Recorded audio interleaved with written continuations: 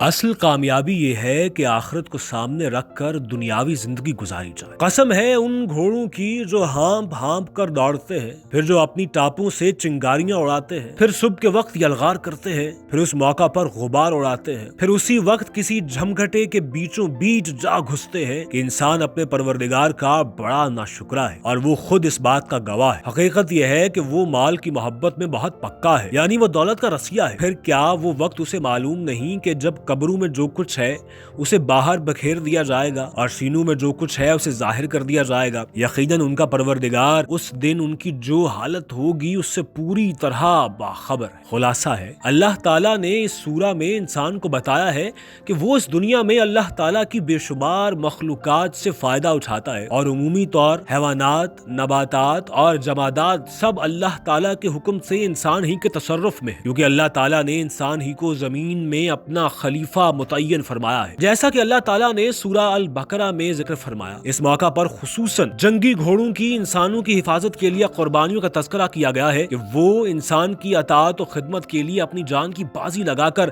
ہر وقت اپنے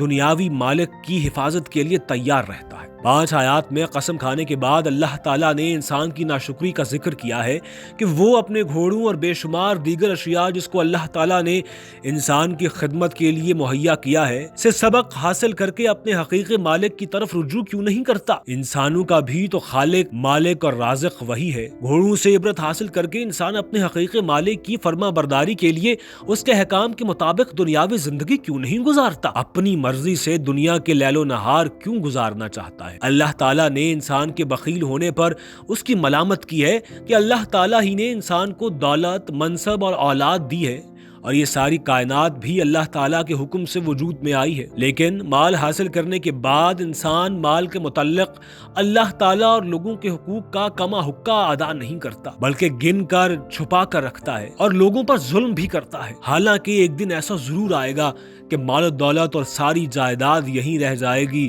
اور خالی ہاتھ دنیا کو چھوڑ کر جانا پڑے گا۔ قدرت کا کیسا عجیب نظام ہے کہ ہر 100 سال کے بعد دنیا کے ظاہری مالک زمین بوس ہو جاتے ہیں، حالانکہ دوسروں کو بھی ایک دن خالی ہاتھ اس دنیا سے چلے جانا ہے۔ چند دن وارثین مرنے والے اپنے قریبی رشتہ داروں کو یاد رکھتے ہیں، پھر وہ بھی اپنی دنیاوی زندگی میں ایسے مست ہو جاتے ہیں کہ کبھی کبھار صرف ان کا تذکرہ کیا کرتے ہیں، حالانکہ انہیں بھی اچھی طرح معلوم ہے کہ کسی بھی لمحے موت کا فرشتہ ان کی بھی روح قبض کرنے کے لیے آ سکتا ہے، اور انہیں بھی اس دنیا سے اپنے باپ دادا کی طرح خالی ہاتھ جانا ہے۔ اللہ تعالیٰ نے بیان کیا ہے کہ انسان کی کامیابی یہ نہیں کہ ساری صلاحیتیں صرف اس دنیاوی زندگی کو سنوارنے میں لگا دے، بلکہ اصل کامیابی اور کامرانی یہ ہے کہ انسان آخرت کی زندگی کو سامنے رکھ کر دنیاوی فانی اور وقتی زندگی گزارے اور خود کو اس دنیا میں مسافر سمجھے، اس بات کا کامل یقین رکھ کر دنیاوی زندگی کا قیمتی اوقات گزارے کہ ایک دن ایسا ضرور آئے گا کہ دنیا کے وجود سے لے کر قیامت تک آنے والے تمام انسانوں کو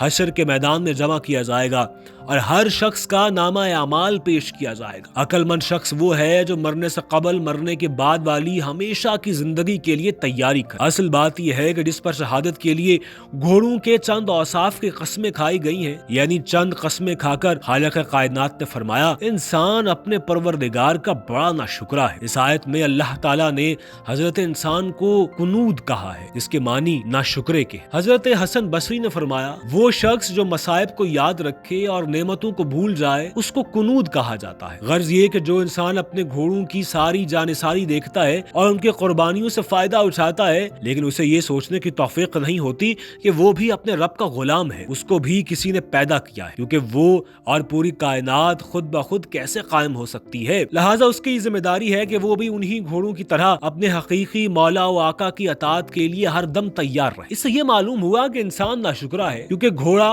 جانور ہو کر بھی اپنے مالک کا حق پہچانتا ہے، لیکن انسان اشرف المخلوقات ہو کر بھی اپنے حقیقی رب کا حق نہیں سمجھتا۔ اس جگہ پر گھوڑوں کا ذکر صرف مثال کے طور پر کیا گیا ہے، ورنہ اللہ تعالیٰ نے اپنی بے شمار مخلوقات انسان کے لیے مسخر کر دی ہیں۔ انسان کی زندگی کا کوئی بھی لمحہ ایسا نہیں گزرتا کہ وہ اللہ تعالیٰ کے سینکڑوں انعامات سے فائدہ نہ اٹھا رہا ہو، حتیٰ کہ انسان جو سانس لیتا ہے وہ بھی اللہ کے فضل و کرم اور اس کی مخلوقات سے استفادہ کے بغیر ممکن نہیں ہے۔ اللہ تعالیٰ ارشاد فرماتا فرماتا ہے کہ انسان کے ناشکرے ہونے پر کسی دلیل کی ضرورت نہیں ہے، اس کا طرز عمل خود گواہی دیتا ہے کہ وہ ناشکرا ہے۔ انسان کے ناشکرے ہونے کے لیے اس کے کردار سے ہی ایک دلیل اللہ تعالیٰ پیش فرما رہا ہے کہ وہ مال کی بیجا محبت کا شکار ہے۔ انسان کو اپنے گھوڑوں کو دیکھنا چاہیے کہ وہ جان کی بازی لگا کر جو کچھ حاصل کرتے ہیں وہ سب مالک کا ہوتا ہے، اپنے لیے وہ کسی چیز کا مطالبہ نہیں کرتے۔ مالک جو کچھ ان کے آگے ڈال دیتا ہے اس پر قناعت کر لیتے ہیں، لیکن انسان کا حال یہ ہے کہ جو مال بھی اللہ کے فضل و کرم سے اسے حاصل ہوتا ہے اس کو صرف اپنا سمجھ کر اپنی خواہشات پر عمل کرنا چاہتا ہے، اور مال کے متعلق اللہ تعالیٰ کے حقوق کو ادا کرنا درکنار